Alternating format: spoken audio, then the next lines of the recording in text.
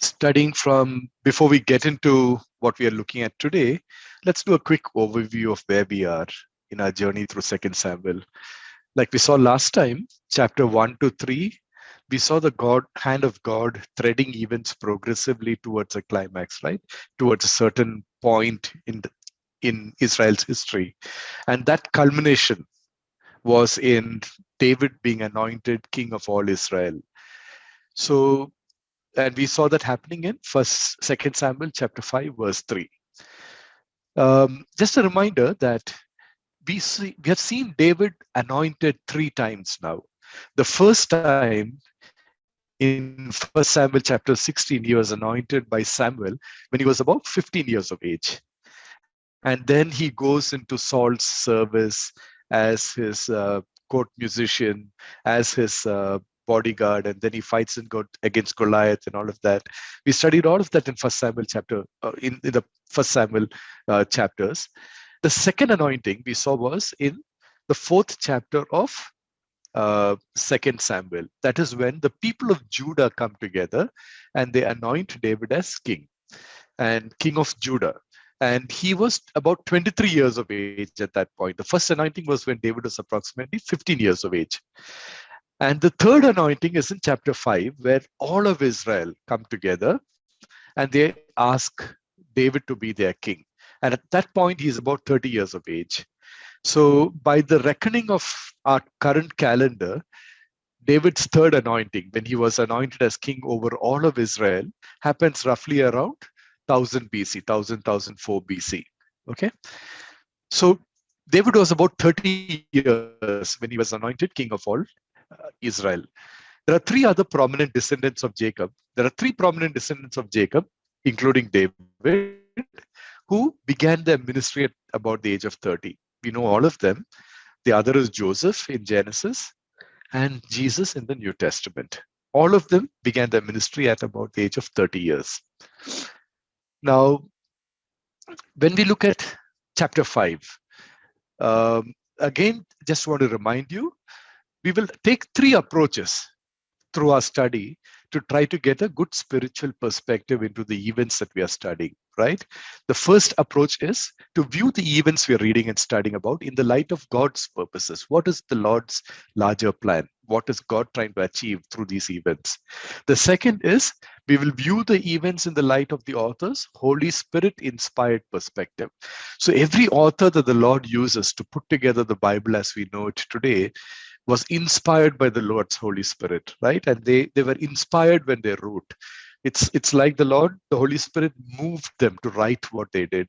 So you will see the authors inspired editorial comments, often observations on the events. So we look for that also, because out of that we learn some things about how to read and understand the set of events that we are looking at. The third perspective is to take the events and view it in the light of the New Testament revelation, because the New Testament explains a lot of what we read about in the Old Testament. It gives meaning to that. Why did this happen? What did this foreshadow, etc.? So these are 3 perspectives we will try to use as we study. So today's study, what do we cover? We will begin with a quick overview of David's anointing as king, right? And we will see how the anointing is a fulfillment of God's plan for the leadership of his people. So though David fails as a king on some fronts, he still bears much spiritual fruit towards the fulfillment of God's plans. So David was picked, he was chosen for God's mission. And there are many failures during that third 15 years that transpired till he became king of all Israel. And there are failures that happened subsequently also. But through it all, when, like today's Achin's message, he was saying that when God calls you for his mission, right, he does not call you by your ability, but by the availability of your heart.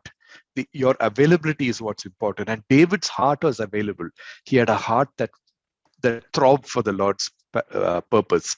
And so we see how, because of this faith that David had, because of the availability, the heart that he had, he bears much spiritual fruits. And we will look at that, okay? Then we will look at, in today's study, two encounters that David has soon after he has becomes a king. One is the occupation of Jerusalem, where he has to wrest Jerusalem from the control of the Jebusites. The second is two conflicts that he has with the Philistines. Both these conflicts, there are additional encounters that David as a king has with the Philistines, but these two conflicts are the primary reasons for the Philistines losing their tight grasp over Canaan, over this region, right? The tight grasp that they had over Israel. And in both these encounters with the Jebusites over Jerusalem and the Philistine, we see how the scripture writer, the author, reveals a principle that underlies David's achievement. And that principle is David was exalted and esteemed, because we see David growing in esteem, growing in power. And he was exalted and esteemed because the Lord was with David. That's an important principle. And the author points that out to us.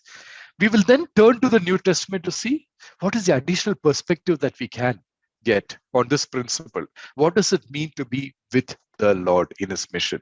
Okay.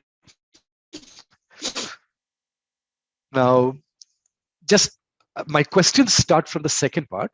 So before we get into the second part, that is verse 6 onwards, a quick overview of what we did last time, verses 1 to 5. So in verses 1 to 5, we see God's purposes. The thread of events that he was weaving comes to fulfillment, right? God's mandate for his king, his chosen person to be king over all of Israel, comes to pass.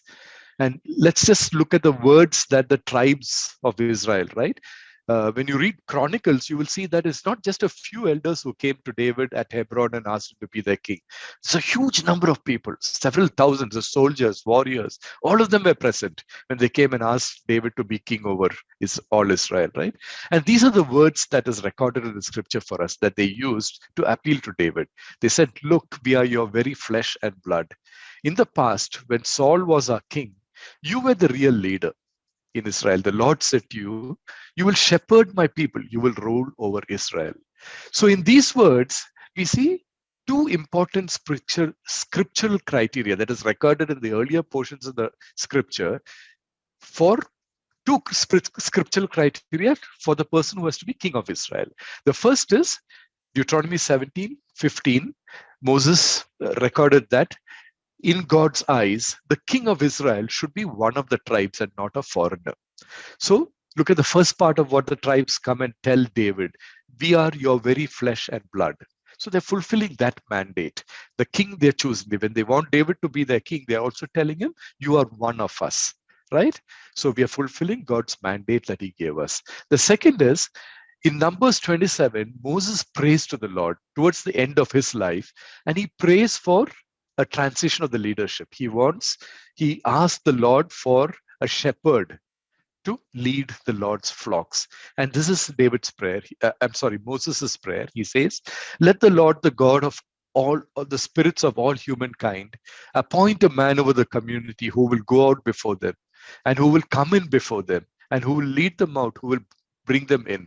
So the community of the Lord may not be like sheep who have no shepherd.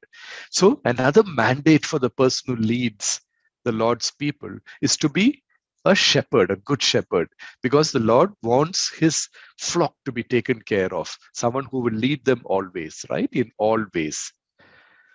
And so we saw also that for this to pass, it took Israel 15 years, right? For this point in history to happen from the anointing of David, right? So it took 15 years for Israel to submit to God's mandate for their king. Israel knew about Samuel's anointing of David, and they revealed that, right, in their words. So it took 15 years for them to come around to God's mandate for who should be their king. And in these 15 years, we see God was at work in David. He was pruning him like a vine, right? He was pruning him so that he would bear much spiritual fruits. So when Jesus taught his disciples about discipleship, in John 15, verses 1 and 2, he said that I am the true vine and my Father is a gardener. He takes away every branch that does not bear fruit in me. He prunes every branch that bears fruit so that it will bear more fruit. So in this 15 years, we see both of this happening. Saul, who did not bear fruit, he takes away. And he prunes David. He's continuously honing him and sharpening him through every experience that he has, so that David now, because of his faith that he abides in the Lord, he is going to bear much spiritual fruit. Now, so there is one more mandate that the Lord has for the king of Israel, and that is that the king must not marry many wives, lest his affections turn aside, and he must not accumulate much silver and gold. Now, when we read today's portion, verses 13 to 16 in chapter 5, I missed out the chapter 5 in the slide, you will see that this is one mandate that David violates, and there are consequences for that failure. We will study that the consequence of these failures later in the latter chapters. Okay, God does not. But one thing to keep in mind is, because David failed, because his disciples failed, God does not reject his disciples, right? But when you do so, that when failures occur, you are like a branch that does not remain in Jesus, the true life-giving vine. So when you have every failure means that you're not absorbing the true life from the Lord, right? And as a process, in those areas, you dry up and wither. You do not produce much fruits like the Lord wants you to, and that you would have if even in those areas you remained in close relationship to the true vine, who is the Lord Jesus Christ. So having covered that part of it as a quick review of verse 1 to 5, let's get into verses 6 to 16. This is our first portion for today's study. So in this portion, we see how Jerusalem, David takes over Jerusalem. There are political reasons for that also, because Jerusalem is between the north and south of Israel. So it's a good place for the capital. And Jerusalem has a big place in the Lord's plans, right? Old Jerusalem and New Jerusalem, as we see in Revelations also. There's an enduring plan for the city. And so David is now fulfilling that. He's beginning to work on that part of the Lord's plan, right? Jerusalem is also located between the territory of Judah and Benjamin. So these are the two leading tribes.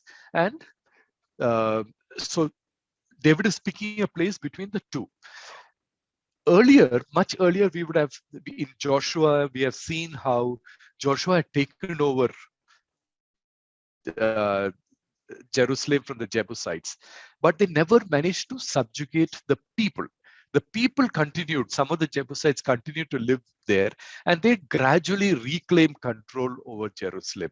And Saul, throughout his reign, never succeeds in completely taking control of Jerusalem. Now, David is going to do this. So when David sets out, he's met with scorn by the Jebusites, right? They scorn him and say, even the blind and the lame can defend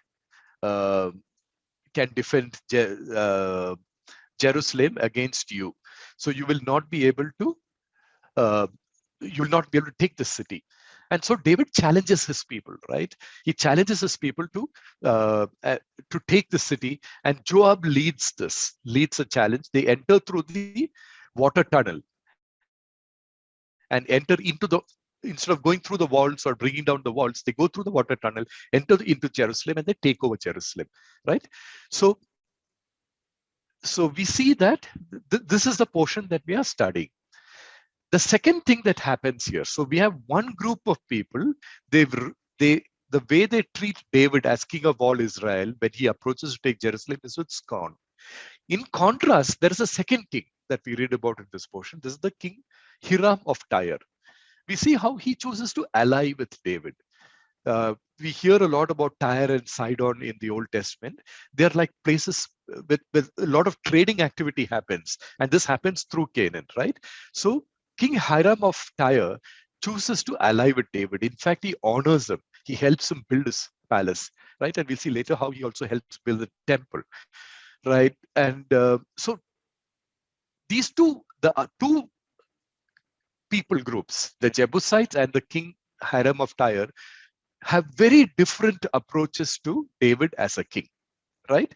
So when we look at the contrasting attitude of the Jebusites, how they rudely taunt David, and the attitude of King Hiram of Tyre, we see in the contrast, and when David has to deal with both of them.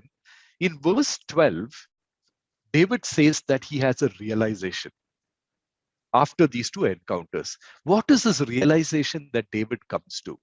So I would say, look at the key verses where uh, the author tells us about what God is doing with David and what David realizes about God in this portion. Okay, so again, study the contrast between the Jebusites, how they deal with David, and the king of Hiram, how he deals with David.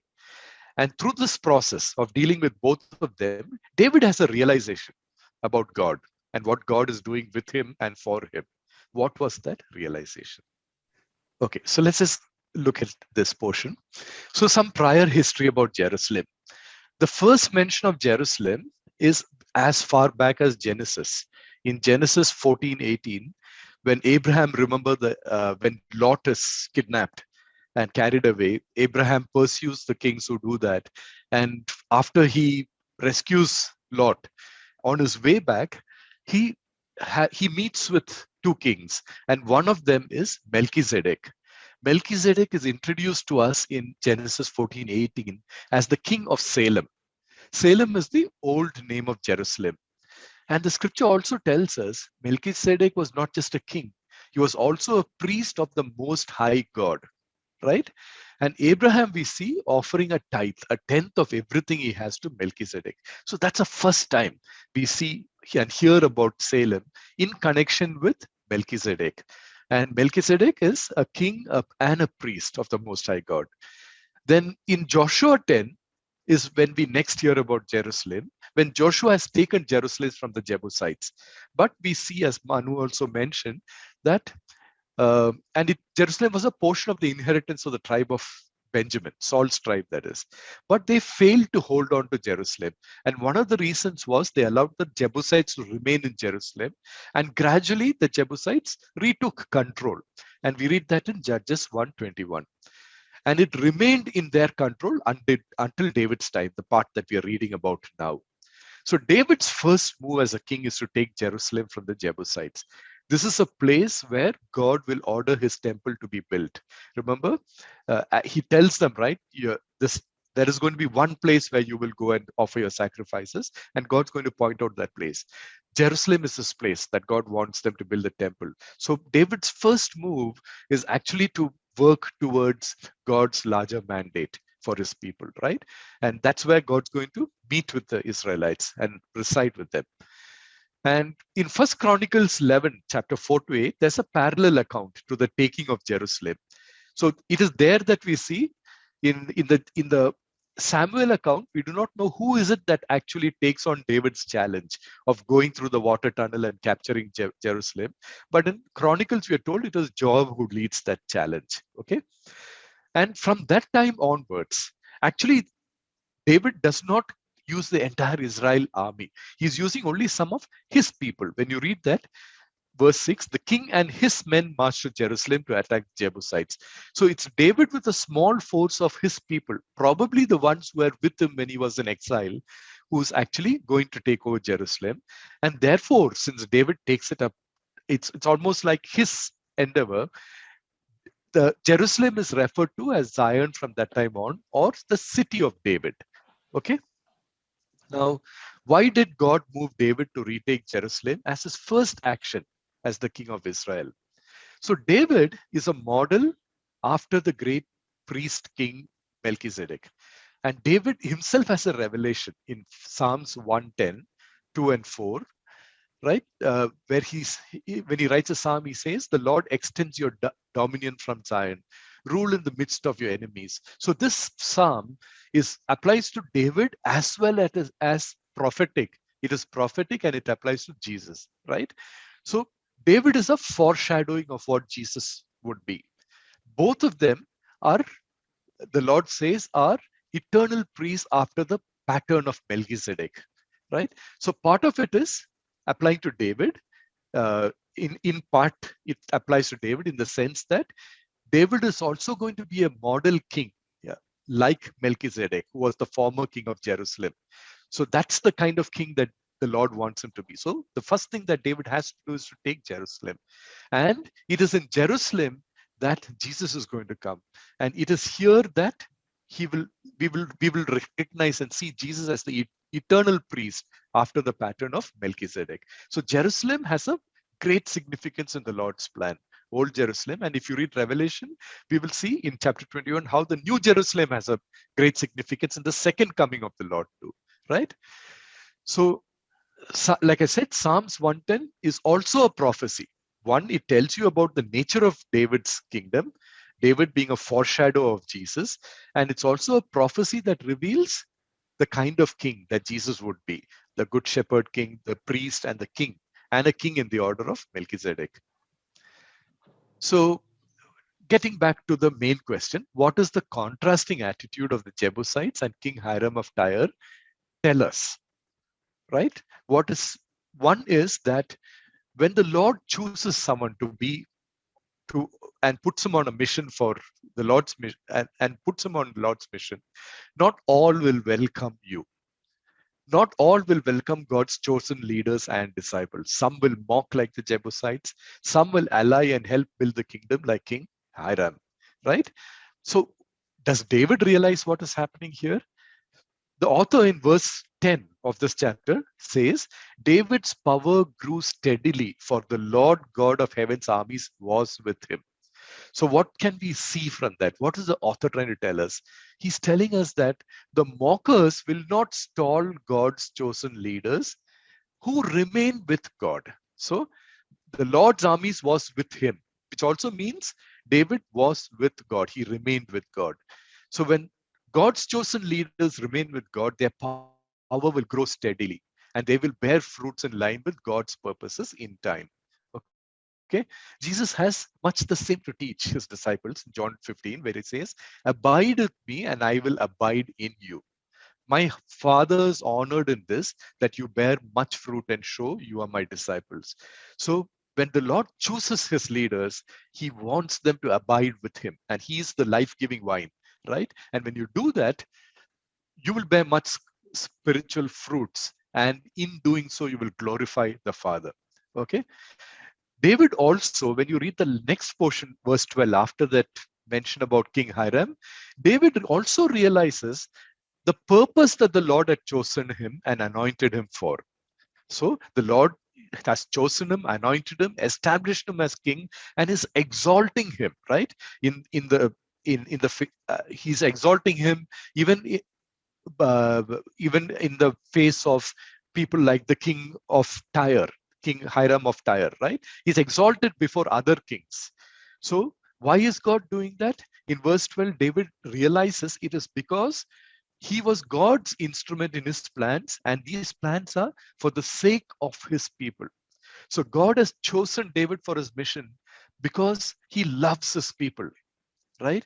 And that is, David is realizing it's not for his own self-glory, but it is because of God's love for his people that he has chosen David. So that's the second realization. So with every higher exaltation, with every higher power that David gets, this he realizes that it is all because the Lord is bestowing it on him, because he has chosen him for a purpose that he wants to use him. Okay. Now, moving to the next portion, verses 17 to 25. So here we have two encounters with the Philistines, right?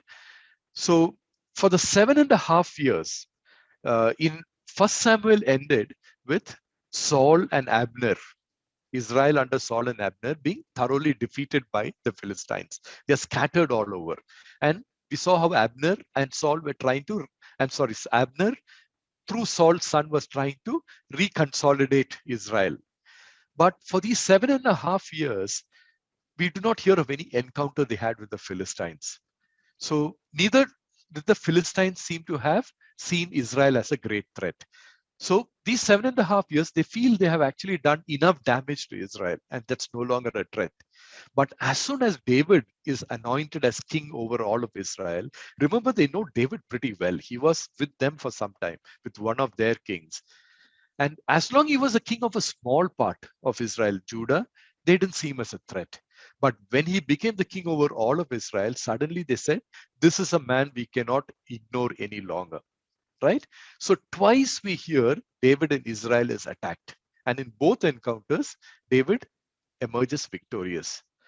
So, and these two are the primary encounters which result in the Philistines losing their grasp over this part of the promised land. Okay. So when we look at these two encounters, there is something that David learns about God, right? So I'm not more than focusing on how this battle went and all of that. Can you search the scripture, this portion, to see what is David learning about God through the two encounters he has with the Philistines? Okay, so we'll just get into this. So first, let's recall the last battle that happened between the Philistines and Israel. Israel under Saul and Abner. We know, like I said earlier, there was a total rout of Israel. What are some of the key things we can recall from that event? One is Saul desperately sought guidance through the prophets, the priests, but God did not respond to him. So we saw that God did not respond to the pleas of the rebellious and self-seeking Saul. And he had to finally turn to a medium, right? And then the second thing that we saw is the Israelites had to flee in the face of the Philistine onslaught. And what happened when the Philistines marched to battle? They carry their idols with them, right? And we see that the Philistines, after that defeat of Israel, when you read 1 Samuel 31, 9 and 10, we see that they send messengers after the battle, after the killing of Saul, the total rout of Israel. They send messengers to announce the news of Israel's defeat. Where? In the temple of their idols. And they even take Saul's armor and place it in the temple of the Ashtoreths. So we see that how when Saul, though he was chosen, he was also a chosen man of God. When he did not abide in the Lord, we saw that the Lord, how he could not bear fruit, right? He could not lead Israel to a victory. And God could not be honored because of his disobedience, right? These are three things that we can notice from the last encounter. And so we also saw that the Philistines, even in this battle, you'll see that after David defeats them, they abandon their idols on the battlefield. So we know that the Philistines, when they enter their battles, they take their idols with them. And they attribute the victory to the power of the gods. So in this battle, in the earlier battle, to the Philistines, it appeared like their Lord was stronger than Israel's God. But now they abandoned their idols on the field. And when you read Chronicles, the parallel portion, we will notice that David's men picks up the idols and burns them, right? The other thing that we observed, like Michael pointed out, is David seeks God's leading. Unlike Saul, he is answered every time. So because David abides in the Lord, he has a close relationship with the Lord. He's obedient to the Lord. Every time he seeks God's leading. One is David seeks God's leading, and every time he does it, God answers. And we see that once David has an answer to a certain battle, he does not use that as a pattern, a learned pattern that he can blindly apply in future situations. He seeks guidance every time, right? He does not take the earlier guidance and just use it again. And we see God has specific guidance for specific situations, and David faithfully following that. But we'll dig into that also a little more now. So the question was, what did David learn about God from the two encounters? So let's look at the portions, the verses where we can see the Lord being mentioned. In 5:20, David realizes that the Lord breaks out against his enemies like water bursts out, right? So the Philistines are a very powerful force. And the Lord is a Lord who will break through even powerful, the most powerful enemies that come against his chosen people who are on his mission. So David realizes his Lord is a Lord of breakthroughs. And that is why he names that battlefield as Baal Perazim. Baal is a common noun, which means Lord, right? Like you would say God. So he names a place after the Lord, after his realization that his Lord is a Lord of breakthroughs, right? So he names that place Lord of breakthroughs. The second thing, in the second battle, David has another realization, right? When he seeks guidance of the Lord, this time the Lord does not ask him to enter the battle the same way. He asks him to enter it from, I'll just read that portion. He says, do not go straight up, but circle around them, behind them, and attack them in front of the balsam trees. And there's a very specific guidance that God says. He says, when you hear the Lord's army marching over, the sound of marching on the treetops, I believe that's the Holy Spirit moving, like the force of wind on the treetops. God tells David, act decisively, right? So that is another very clear directive that God gives David. That is, when you hear my instruction, when you get the signal, act decisively. For at that moment, the Lord is going before you to strike the enemy. So what is David learning? That in the face of challenges, when the Lord leads, his chosen people must act decisively, right? So to act decisively, what do you need? You need to have confidence in the plan, and you need to have confidence in the leader. David, remember, had 15 years of experience. He was pruned and shaped, and he knew that he had a faithful and a steadfast Lord who would go ahead to prepare the way for him.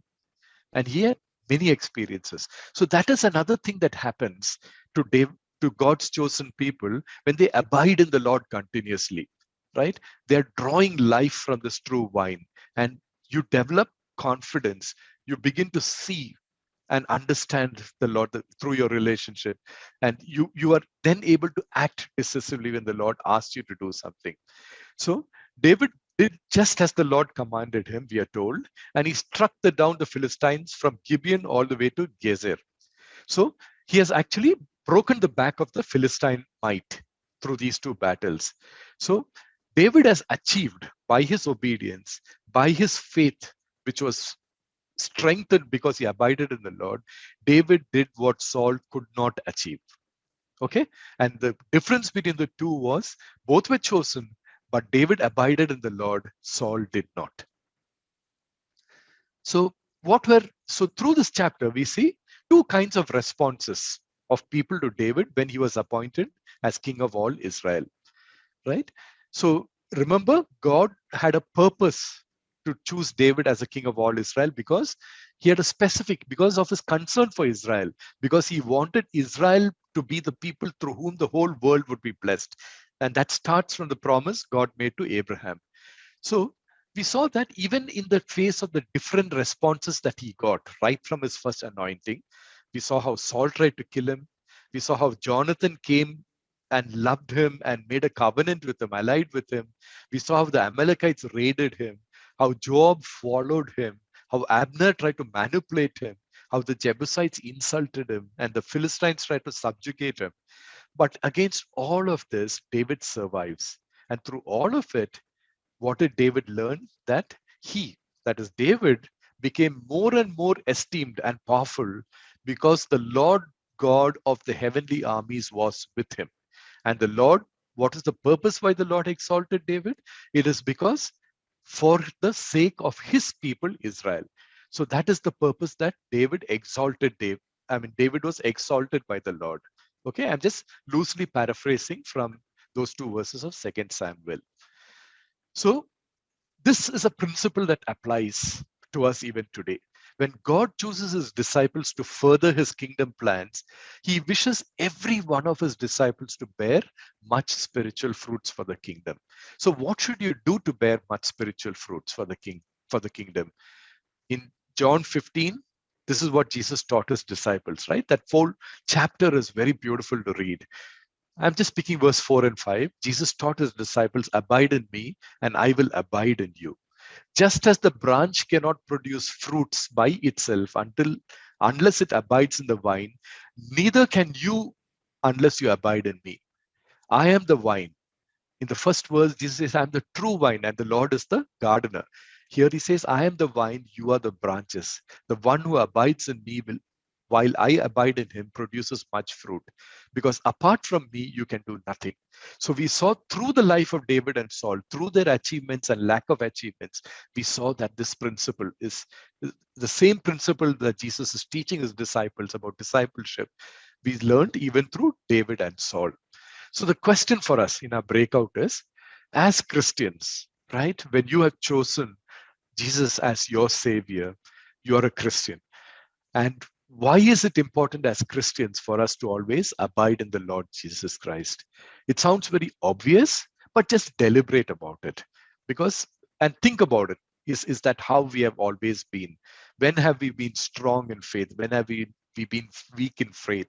When has our faith produced fruits? When has it seemed to suffer and not produce fruits? So think of all of this when you deliberate on this question in your breakout rooms.